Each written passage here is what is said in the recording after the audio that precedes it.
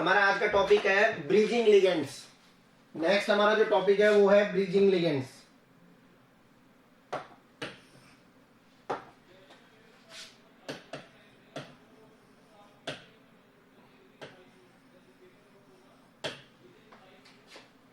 Bridging ligands, देखो भाई, bridging ligands क्या होते हैं? ऐसे लिगेंड्स जो ब्रिज का काम करते हैं। ध्यान रखना है, ब्रीजिंग लिगेंड्स का मतलब क्या हो गया? जो दो या दो से ज्यादा मेटल एटम को क्या करते हैं? कनेक्ट करके रखते हैं। Bridging ligands are those ligands which connect or which coordinates two or more than two metal atoms. जो दो या दो से ज्यादा मेटल एटम्स को क्या करके रखते हैं? कनेक्ट करके रखते हैं। तो ये ध्यान रखना है आपको, वो क्या कहलाते हैं? ब्रिजिंग लिगेंड्स कहलाते हैं भाई। ठीक है, तो यहां पर हम कह सकते हैं some monodentate ligands, some monodentate ligands, some monodentate ligands, some monodentate ligands can coordinate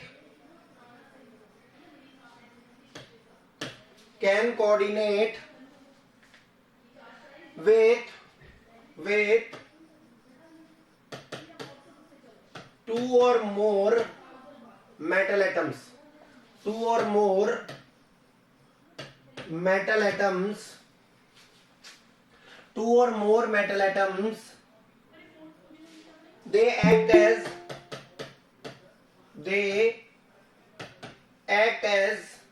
bridge. They act as bridge and known as and are known as bridging ligands. Bridging ligands. तो आपको ध्यान रखना है वो क्या करते हैं? दे बिहेव्स एज ब्रिज। ब्रिज का काम करते हैं वो। जितेंद्र, तुमने एग्जाम नहीं दिया था क्या बेटा? सर दिया था ना सर, वो जितेंद्र भाकड़ है जिसने पेपर नहीं दिया। ठीक है बेटा, ठीक है, ओके ओके। सो ध्यान रखना है हमें, ब्रीजिंग लिगेंड्स क्या होते हैं? ऐसे लिगेंड्स जो दो या दो से ज्यादा मेटल एटम्स को क्या करके रखते हैं? जोड़ के रखते हैं। उनको क्या बोलते हैं हम? ब्रीजिंग लिगेंड्स बोलते हैं। They behave as bridge. Bridge का काम करते हैं भाई वो, इसलिए उनको क्या बोला जाता है? Bridging ligands. जैसे एग्जाम्पल की बात करते हैं, फॉर एग्जाम्पल जैसे हमने लिया FeCl, Cl, फिर यहां पर Cl, then Fe, then Cl, then Cl।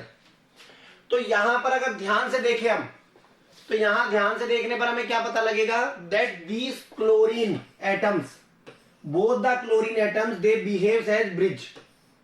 ये किसका काम करेंगे? These are bridging ligands. ये कौन से लिगेंड्स हो गए? ब्रीजिंग लिगेंड्स हो गए भाई, because they connect both the Fe iron atoms. ये आयरन एटम्स को क्या करके रखेंगे? दोनों एटम्स को जोड़ के रखेंगे। So they behave as bridge, इसलिए ब्रिज का काम करते हैं। That's why they are known as bridging ligands. इसीलिए इनको क्या बोलते हैं? ब्रीजिंग लिगेंड्स बोलते हैं। दूसरा एग्जांपल देखो भाई, दूसरा एग्जांपल देखते हैं। तो दूसरा जो एग्जांपल है वो हमारा सिंपल सा एग्जांपल है। जैसे हमने यहां लिया NH2, यहां पर हमने लिया O2। ठीक है, उसके बाद में अगर बात करें तो यहां पर आ गया CONH3 का होल 4। सिमिलरली यहां पर आ गया CO और NH3 का होल 4।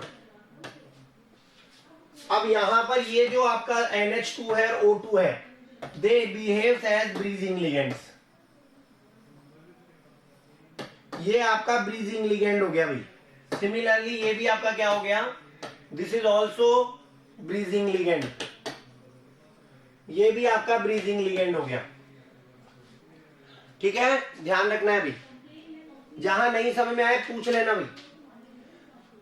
तो ध्यान रखना है, ऐसे लिगेंड्स जो ब्रिज का काम करते हैं, जो दो मेटल एटम को कनेक्ट करके रखते हैं, ये ध्यान रखना है, उनको क्या बोलते हैं हम? ब्रीजिंग लिगेंड्स बोलते हैं। They act as bridge. तो दोनों एग्जांपल आपको ध्यान रखना है। यहां पर हमने बात करी Fe2Cl6 की, ठीक है, ये क्या है आपका? दिस इज Fe2Cl6, ठीक है, Fe2Cl6। तो यहां पर ये जो Fe है, इन दोनों Fe को कनेक्ट कौन कर रहा है? क्लोरीन। तो क्लोरीन जो है, क्लोरीन एटम, दे बिहेव्स एज ब्रिज। नेक्स्ट अगर बात करें हम, ठीक है, तो यहां हमने एग्जांपल में बताया NH2 और O2 जो है, दे बिहेव्स एज ब्रिज, ये ब्रिज का काम कर रहे हैं। आगे बात करते हैं नेक्स्ट हमारे पास टॉपिक है हमारा कोऑर्डिनेशन स्फीयर। पहले भी बता चुका हूं मैं ये आपको, कोऑर्डिनेशन स्फीयर। देखो भाई, कोऑर्डिनेशन स्फीयर जो है, उसको हमेशा ध्यान रखना है, वो एंटिटी जो स्क्वायर ब्रैकेट के अंदर होती है, वो एंटिटी जो कहां होती है? स्क्वायर ब्रैकेट के अंदर होती है, उसको क्या बोलते हैं हम? कोऑर्डिनेशन स्फीयर बोलते हैं। सिंपल सी बात। The entity which is enclosed in square bracket, जो स्क्वायर ब्रैकेट के अंदर एनक्लोज्ड है, ठीक है, उसी को हम क्या बोलते हैं? उसी को हम बोलते हैं कोऑर्डिनेशन स्फीयर। ठीक है, चले, तो ध्यान रखना है, इन अ कोऑर्डिनेशन कंपाउंड, किसी भी कोऑर्डिनेशन कंपाउंड में वो पार्ट जो स्क्वायर ब्रैकेट के अंदर होता है, उसको कोऑर्डिनेशन स्फीयर बोलते हैं। In a coordination compound, in a coordination compound, in a coordination compound, a central metal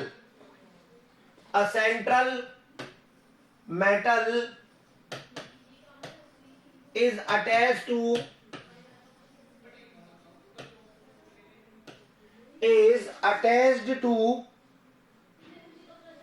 या attached with ligands,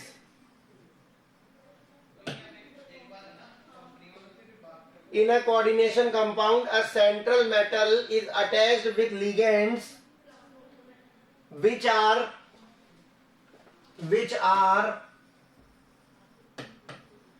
enclosed in square bracket, which are enclosed in square bracket। तो ध्यान रखना है, जो पार्ट कहां पर होगा? स्क्वायर ब्रैकेट के अंदर होगा, उसी को हम क्या बोलते हैं? कोऑर्डिनेशन स्फीयर बोलते हैं। फॉर एग्जांपल, जैसे CuNH3 का होल 4 SO4। अब यहां पर आप ध्यान से देखोगे तो आपको पता है, ये जो चीज है, ये स्क्वायर ब्रैकेट के अंदर है, तो ये कोऑर्डिनेशन स्फीयर है। ठीक है, तो ये ध्यान रखना है, कोऑर्डिनेशन स्फीयर हो गया ये। तो इसको तो हम क्या बोलेंगे? Coordination sphere. और जो बाहर है उसको हम क्या बोलेंगे? उसको हम बोलते हैं काउंटर आयन। ध्यान रखना है, ये वाला जो पार्ट है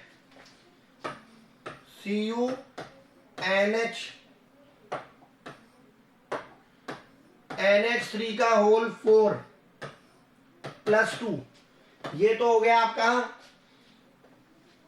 कोऑर्डिनेशन स्फीयर। ये तो हो गया आपका कोऑर्डिनेशन स्फीयर। और ये हो गया आपका सल्फेट SO4 - 2, ये हो गया आपका आयोनाइजेशन स्फीयर। इसको आप आयोनाइजेशन स्फीयर भी बोल सकते हो और काउंटर आयन भी बोल सकते हो। दोनों में से आप कुछ भी बोल सकते हो भाई। इसको जो बाहर होता है स्क्वायर ब्रैकेट के, हमेशा ध्यान रखना है, अंदर वाली जो स्क्वायर ब्रैकेट के अंदर होता है वो नॉन आयोनाइजेबल होता है, और जो बाहर होता है वो आयोनाइजेबल होता है। ठीक है, the species which is present inside the coordination sphere. Important note करके लिख सकते हो आप, the species which are present inside the coordination sphere,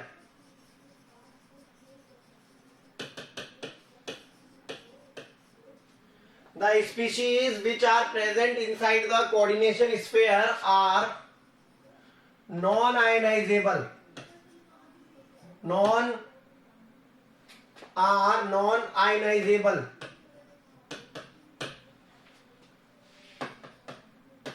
The species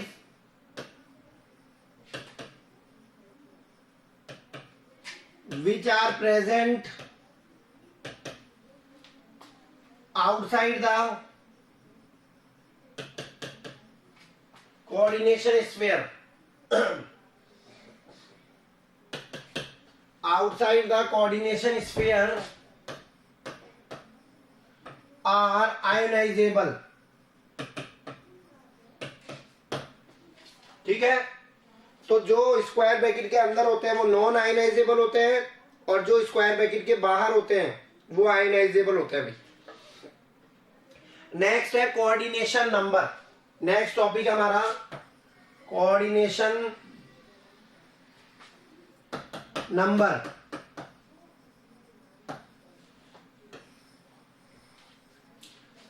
The number of ligands which are directly attached to central metal। ठीक है, coordination number क्या होता है? The number of ligands which are directly attached to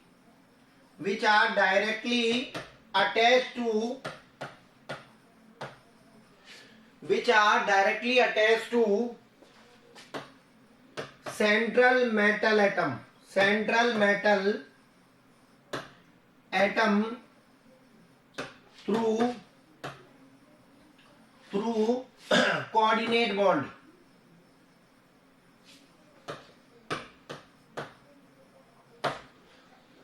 The number of ligands which are directly attached to central metal atom through coordinate bond। ठीक है, उसी को हम क्या बोलते हैं? Coordination number. तो ध्यान रखना है, अगर कोऑर्डिनेशन नंबर कितना हो 6, अगर कोऑर्डिनेशन नंबर कितना है 6, तो ज्योमेट्री होती है ऑक्टाहेड्रल। हाइब्रिडाइजेशन होता है sp3d2 और यह होता है फिर d2sp3। सिमिलरली अगर कोऑर्डिनेशन नंबर 4 है, ज्योमेट्री विल बी टेट्राहेड्रल और geometry will be square planar. चले आगे बात करते हैं एग्जाम्पल की। फॉर एग्जाम्पल जैसे हमारे पास एग्जाम्पल है K2PtCl6। अब इसको ध्यान से देखेंगे, इसको तोड़े अगर हम, मान लो मैं इसको स्प्लिट करूं तो मुझे क्या मिलेगा? 2 तो मिलेंगे K+ और साथ में मिलेगा PtCl6-2, ये मुझे मिलेगा। ठीक है, तो यहां पर ये जो प्लेटिनम है, ये प्लेटिनम से कितने क्लोरीन एटम डायरेक्टली जुड़े हुए हैं? 6।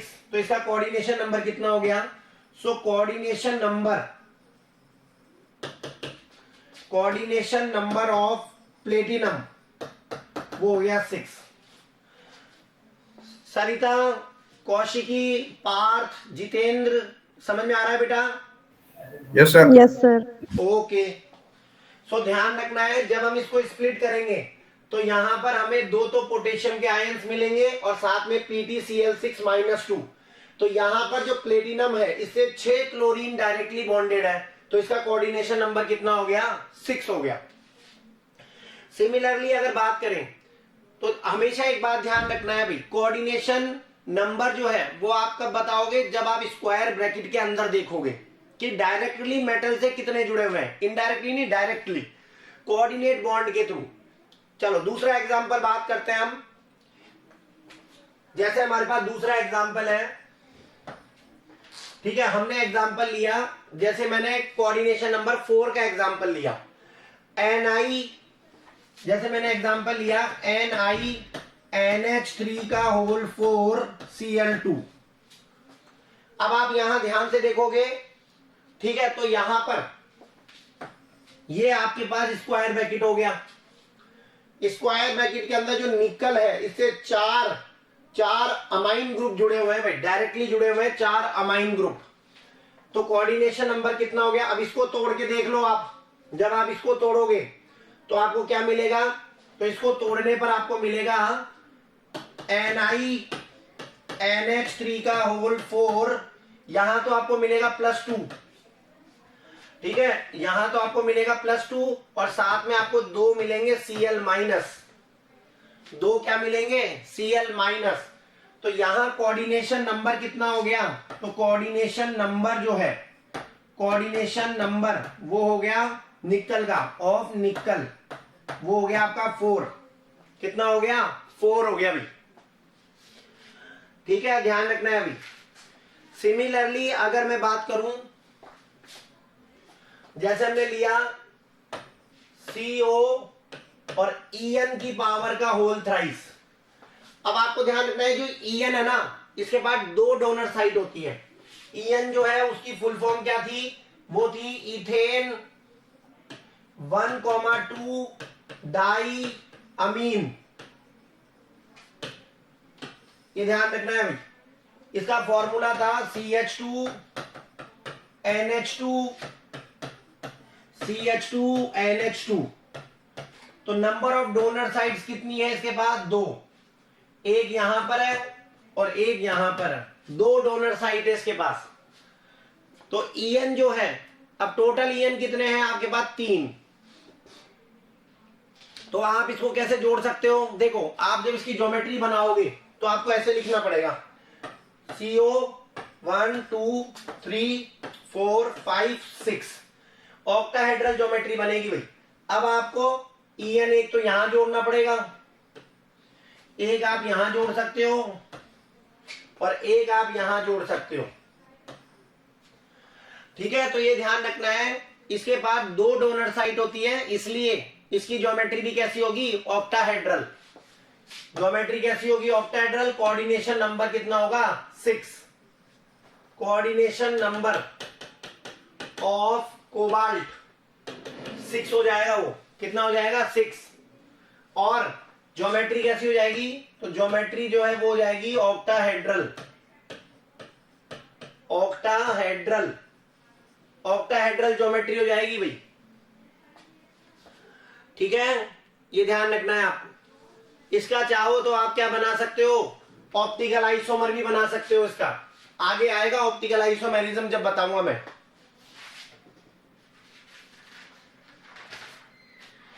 फिर नेक्स्ट आता है कोऑर्डिनेशन पॉलीहेड्रॉन। नेक्स्ट टॉपिक हमारा कोऑर्डिनेशन पॉलीहेड्रॉन। इन पे शॉर्ट नोट आते हैं भाई, हमेशा ध्यान रखना है, बोर्ड के अंदर इन पे शॉर्ट नोट पूछे जाते हैं। Define oxidation number, coordination number, polyhedron, ठीक है। उसके अलावा जो है आपसे कोऑर्डिनेशन नंबर, ऑक्सीडेशन नंबर, ठीक है, ये पूछे जा सकते हैं। आगे अभी आपके EN रूल आएगा एक, कैसे हम ऑक्सीडेशन नंबर निकालते हैं सेंट्रल मेटल का, वो पूछा जाएगा। नेमिंग इसकी बहुत इंपॉर्टेंट है, नेमिंग आपको ध्यान रखना है, नेमिंग और फॉर्मूले बनाने आने चाहिए आपको, वहां से क्वेश्चन आता है। और सबसे इंपॉर्टेंट इसके आइसोमेरिज्म, आइसोमेरिज्म वाला टॉपिक और है इसमें, ठीक है, वो और VBT, वैलेंस बॉन्ड थ्योरी। तो वो सबसे इंपॉर्टेंट टॉपिक्स हैं जो हम कवर कर लेंगे सारे, ठीक है। चले देखो, कोऑर्डिनेशन पॉलीहेड्रॉन का मतलब क्या होता है? सिंपल सा मतलब है कि लिगेंड्स अपने आप को स्पेस में किस तरह से अरेंज करा हुआ है, ठीक है, how they will arrange themselves, ठीक है, around central metal atom so that they acquire a particular geometry. तो पॉलीहेड्रॉन का मतलब ही क्या होता है कि किस तरह से लिगेंड्स ने सेंट्रल मेटल को सराउंड किया हुआ है, किस शेप में, तो ये ज्योमेट्री बताता है भाई, ये ध्यान रखना है। किसको बताता है ये? It defines geometry of the coordination compound. The arrangement of ligands, the arrangement of ligands, the special arrangement of ligands around central metal atom, around central metal atom, around central metal atom in space, in space represents geometry of the compound, represents geometry of coordination compound,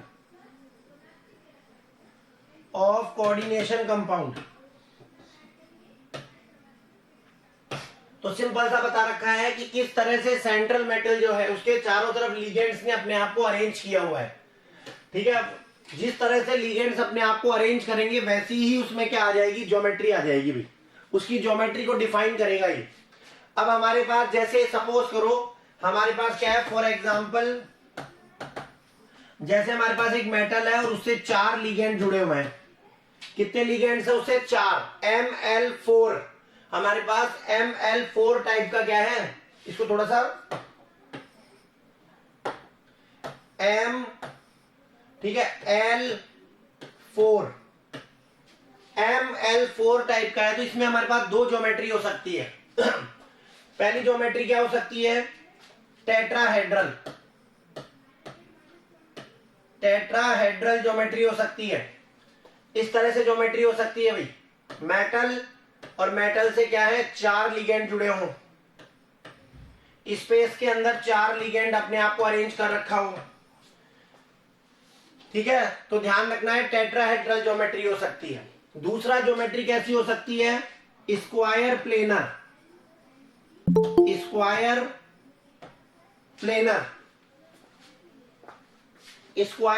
geometry हो सकती है भाई। काफी late आ रहे हो Priyanshu, class खत्म होने वाली है, अब आ रहे हो।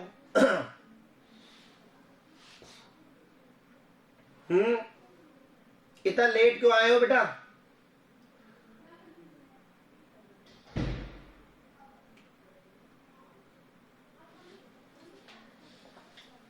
दूसरी ज्योमेट्री हो सकती है हमारे पास स्क्वायर प्लेनर ज्योमेट्री जो होती है उसमें क्या होता है, 4 लिगेंड चारों मेटल से दूर दूर होते हैं भाई। ठीक है, चारों जो है वो ध्यान रखना है दूर दूर होते हैं मेटल से। अपने आप को स्क्वायर ज्योमेट्री में, ये आपके पास हो गई स्क्वायर प्लेनर ज्योमेट्री। सिमिलरली अगर हमारे पास 5 लिगेंड जुड़े हो, मेटल से कितने लिगेंड हो, 5, हमारे पास इस तरह का अरेंजमेंट हो ML5, अगर इस तरह से हो हमारे पास एक सेंट्रल मेटल है उससे 5 लिगेंड जुड़े हुए हैं, तो ज्योमेट्री जो होती है वो होती है स्क्वायर पिरामिडल। तो ज्योमेट्री जो है वो आपको ध्यान रखना है, ये अपने आप को अरेंज करते हैं, देखो इस तरह से ML,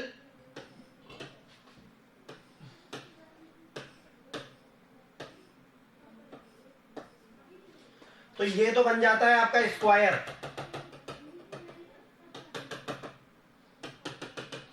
और ये बन जाता है पिरामिड। तो शेप हो जाती है स्क्वायर पिरामिडल। कैसी शेप हो जाती है, स्क्वायर पिरामिडल।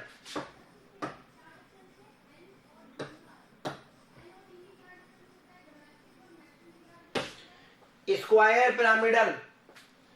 बात करते हैं नेक्स्ट।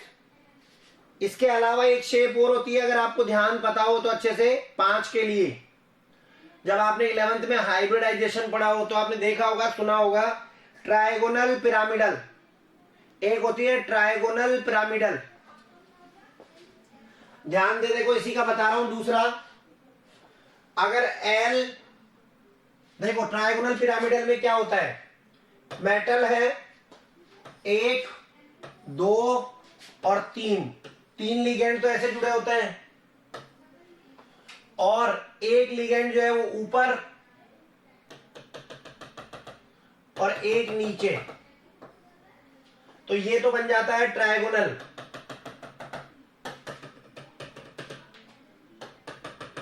ये तो हो गया ट्रायंगुलर, और ये हो जाता है पिरामिडल।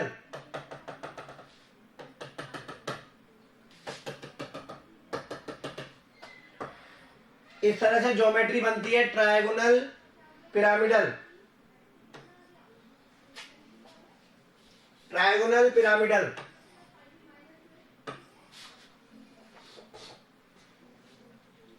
समझ में आ रहा है क्या कौशिकी?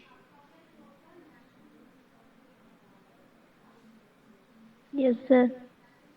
तो ध्यान रखना है, अगर 5 हमारे पास लीजेंड्स हैं तो 2 अरेंजमेंट हो सकते हैं भाई। ये वाला जो अरेंजमेंट है ये क्या कहलाता है? Trigonal pyramidal.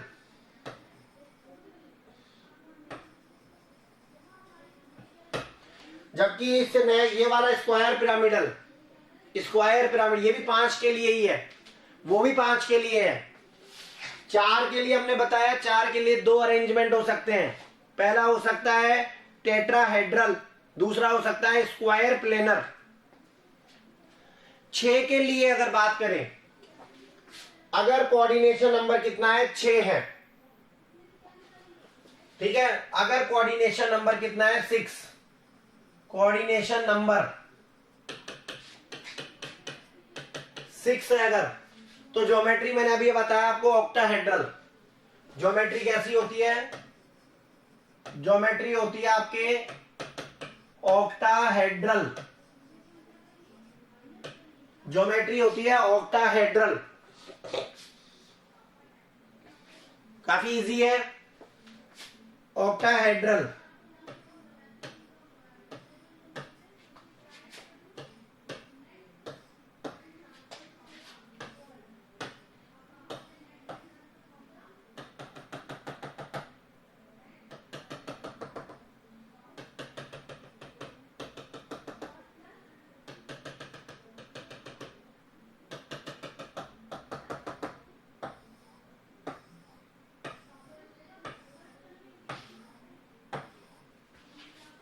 ये ज्योमेट्री हो जाती है भाई ऑक्टाहेड्रल, ठीक है। अब बात करते हैं नेक्स्ट। देखो हम सारी चीजों की हमने क्या क्या बताया, फिर मैं आपको कोऑर्डिनेशन ऑक्सीडेशन नंबर निकालना बताऊंगा। उसके लिए कुछ रूल्स हैं, वो बता के आपको ऑक्सीडेशन नंबर कैसे निकालते हैं। देखो भाई, जैसे मेरे पास एक एग्जांपल है, एक एग्जांपल से मैं आपको सारा समझा देता हूं। जैसे मेरे पास एक एग्जांपल है भाई, CONH3 का होल 6 स्क्वायर ब्रैकेट Cl2, ये हमारे पास एक एग्जांपल है, ठीक है। अब आप ध्यान से देखना भाई, सबसे पहले अगर बात करें तो ये आपका जो है, ये कौन है? This is central metal, central metal atom, ठीक है। ये कौन है आपका? This is counter ion, counter ion, या इसको और क्या बोल सकते हो आप इसको बोल सकते हो non ionisable, sorry ionisation sphere, और क्या बोल सकते हैं हम इसको? आयोनाइजेशन स्फीयर, आयोनाइजेशन स्फीयर भी बोल सकते हैं इसको। अच्छा चलो, ये बात करते हैं स्क्वायर ब्रैकेट के अंदर क्या है?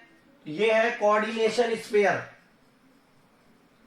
Coordination sphere. यहां पर ये 6 किसको रिप्रेजेंट कर रहा है? ये रिप्रेजेंट कर रहा है कोऑर्डिनेशन नंबर को, कोऑर्डिनेशन नंबर को रिप्रेजेंट कर रहा है। आगे बात करें तो ये NH3 किसको रिप्रेजेंट कर रहा है? इट रिप्रेजेंट लीगेंड, ये लीगेंड को रिप्रेजेंट कर रहा है भाई, ठीक है। तो ये ध्यान रखना है आपको, कौन सी चीज क्या है ये बता रखा है,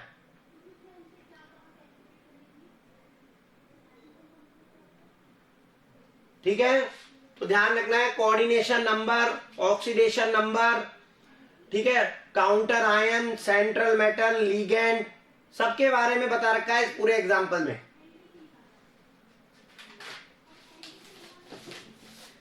नेक्स्ट बात करते हैं, how we can calculate oxidation number. हम ऑक्सीडेशन नंबर कैसे निकाल सकते हैं? ठीक है, तो ऑक्सीडेशन नंबर निकालने के लिए कुछ रूल्स होते हैं। Calculation for oxidation number of central metal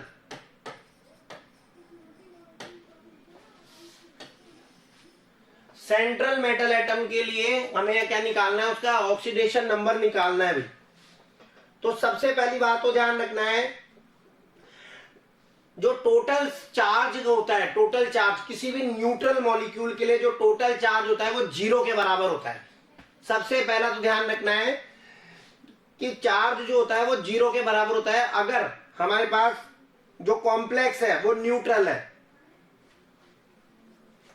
तो सबसे पहला तो रूल आपको यही ध्यान रखना है, rule number first, if the complex is neutral, अगर कॉम्प्लेक्स पे कोई चार्ज नहीं है तो ध्यान रखना है the sum of all the constituents, the sum of all the constituents, जो टोटल सम है, ठीक है, वो 0 के बराबर होगा। तो sum of charges, sum of charges of all the constituents is equal to 0, is equal to 0, 0 के बराबर होगा भाई। तो ध्यान रखना है अगर कोई कॉम्प्लेक्स है और वो न्यूट्रल कॉम्प्लेक्स है तो टोटल चार्ज जो है उसका सम 0 के बराबर होगा। ठीक है, जैसे एग्जांपल की बात करते हैं, जैसे एग्जाम्पल है हमारे पास, इसको समझाता हूं मैं आपको एग्जाम्पल से। फॉर एग्जाम्पल, जैसे मेरे पास एक कॉम्प्लेक्स है और कॉम्प्लेक्स है मेरे पास Pt NH3 का होल 6 Cl2। मान लो मेरे पास ये कॉम्प्लेक्स है Pt NH3 का होल 6 Cl2, ये मेरे पास कॉम्प्लेक्स है भाई। इसमें मुझे क्या करना है, इस प्लेटिनम का ऑक्सीडेशन नंबर निकालना है। तो सबसे पहले तो ध्यान रखना है जिसका ऑक्सीडेशन नंबर निकालना है उसको x मान लो। क्या मान लो उसको? x। फिर यहां पर plus total number of ligands है 6 इंटू NH3 की बात करें तो वो उस पर चार्ज होता है 0 चार्ज। कितना चार्ज होता है? 0। फिर देन प्लस क्लोरीन की बात करें तो क्लोरीन पे -1 होता है भाई, -1। क्लोरीन जो है क्लोराइड वो नेगेटिव लिगेंड है भाई और इस पे कोई चार्ज नहीं है तो 0 के बराबर 0। तो आपका जो आंसर आएगा वो आएगा +2। x की वैल्यू जो आएगी वो +2 आएगी भाई। पार्थ समझ में आ रहा है बेटा? Yes sir. सरिता को समझ में आ रहा है क्या?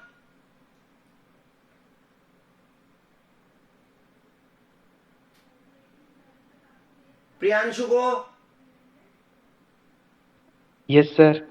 तो ध्यान रखना है हमें कि अगर हमारे पास कॉम्प्लेक्स कैसा है, न्यूट्रल कॉम्प्लेक्स है, उस पर कोई चार्ज नहीं है तो टोटल सम 0 के बराबर होता है। इसीलिए यहां 0 लिखा हुआ है भाई, =0। ध्यान रखना है। और ये जो आपके पास है इनके लिए मैंने आपको एक टेबल बनवाई थी, वो टेबल हो याद होना बहुत जरूरी है। NH3 जो है वो न्यूट्रल लिगेंड है, उस पर चार्ज 0 होता है। Cl जो है वो नेगेटिव लिगेंड है, उस पर -1 चार्ज होता है। तो 2 Cl है तो 2 × -1, यहाँ 6 है तो 6 × 0 और प्लेटिनम का निकालना है तो उसको x मान लिया। सिमिलरली दूसरा एग्जांपल देखते हैं, इसी में दूसरा एग्जांपल देखते हैं भाई। जैसे एग्जांपल है मेरे पास NaHgCN का होल ट्वाइस। इसमें मुझे क्या करना है, अब सेंट्रल मेटल कौन है इसमें? मरकरी। सेंट्रल मेटल कौन है? Hg का निकालना है मुझे। तो ध्यान रखना है, सबसे पहली बात तो दिमाग में फिट कर लो कि Na का कितना होता है? +1। Na का हो गया +1, इसका निकालना है, इसका x मान लो, x Cn जो है उसका -1 होता है, तो 2 इंटू -1 बराबर 0। इस पे कोई चार्ज नहीं है, तो ये भी आपको ध्यान रखना न्यूट्रल लिगेंड है भाई। तो टोटल कितना आंसर आ गया देखो, 1 प्लस एक्स -2 बराबर 0। तो x बराबर कितना हो गया, ये माइनस का इधर जाएगा तो प्लस का हो जाएगा, तो आपका आंसर आ जाएगा -1। ठीक है, ये आ जाएगा आपका, ये प्लस का हो गया, ये प्लस का 1 आ जाएगा भाई, प्लस का 1 आपका आंसर आ जाएगा। अब दूसरी बात समझो, लेकिन अगर मान लो किसी कॉम्प्लेक्स पे चार्ज प्रेजेंट हो, तो फिर आपको बराबर में 0 नहीं रखना है, आपको उस चार्ज के बराबर रखना है। फिर the algebraic sum of all the oxidation number या algebraic sum of all the charges is equals to the charge which is present on the complex. तो ध्यान रखना है, चार्ज के बराबर होगा भी। अगर कोई भी कैटायोनिक या एनायोनिक कॉम्प्लेक्स होगा, तो उसका जो टोटल चार्ज का सम है वो उसके कोऑर्डिनेशन स्फीयर पे जो चार्ज प्रेजेंट है उसके बराबर होगा। तो ध्यान रखना है हमें, सेकंड पॉइंट जो है वो है फॉर कैटायोनिक और एनायोनिक कॉम्प्लेक्स, फॉर कैटायोनिक और anionic complexes the sum of the charges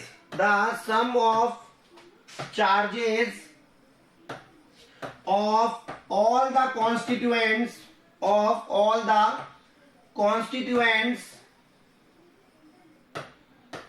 is equal to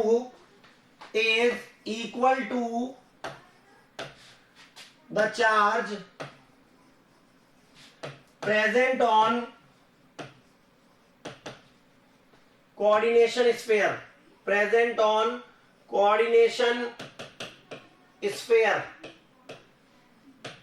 coordination sphere पे जो चार्ज प्रेजेंट है उसके बराबर होगा भाई। अब इसका एग्जांपल आपको बताता हूं मैं, ध्यान से समझना है। एग्जांपल की बात करते हैं हम। जैसे हमारे पास एग्जांपल है, जैसे एग्जांपल लिया मैंने CO, एग्जाम्पल लिया फॉर एग्जाम्पल CO, फिर यहां लिया मैंने EN, ठीक है, CO EN की पावर 2, ब्रोमीन की पावर 2, और यहां पर हमारे पास है +1।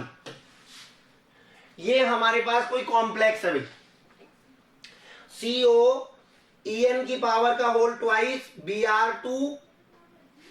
अब यहां पर आपको इसका कोबाल्ट का क्या निकालना है, ऑक्सीडेशन नंबर। तो सबसे पहली बात इसका x मान लो। En की बात करें तो En का 0 होता है, ये आपको ध्यान रखना है, न्यूट्रल लिगेंड है भाई। तो 2 इंटू 0 प्लस 2 इंटू -1 बराबर +1। ठीक है, क्योंकि इसमें चार्ज कितना है कॉम्प्लेक्स पे, +1। तो ये हो गया x प्लस 0 -2 बराबर +1। तो आपका आंसर हो गया +3। ठीक है, x की वैल्यू कितनी आ गई, +3। इसी तरह एग्जांपल और ले सकते हैं हम चाहे तो और एग्जांपल ले सकते हैं। PTCl का होल 4, PTCl4 -2। मान लो हमारे पास ये है PTCl4 -2। तो प्लेटिनम का अगर आपको निकालना है चार्ज, तो प्लेटिनम का x मान लो, +4 इंटू -1 इक्वल्स टू -2। तो ये हो गया -4 बराबर -2, तो इधर आएगा ये, तो x बराबर हो गया -2 + 4, तो दैट इज +2। तो x की वैल्यू आ गई आपकी +2। ठीक है, तो ये ध्यान रखना है भैया आपको। नेक्स्ट मैं आपको बताऊंगा EN रूल।